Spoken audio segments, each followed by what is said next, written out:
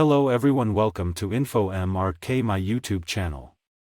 Today we will talk about collection development plan. Let's get to start a topic.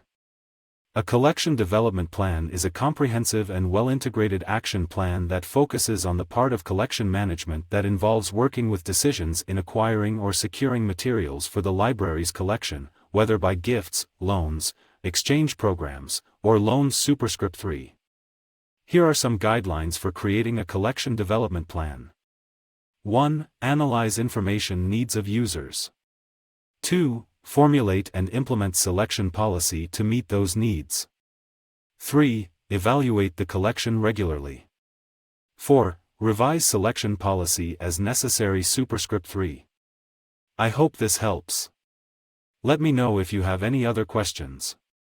Thanks for watching Infomrk YouTube channel. If you are new, like and subscribe it for more videos. Thank you.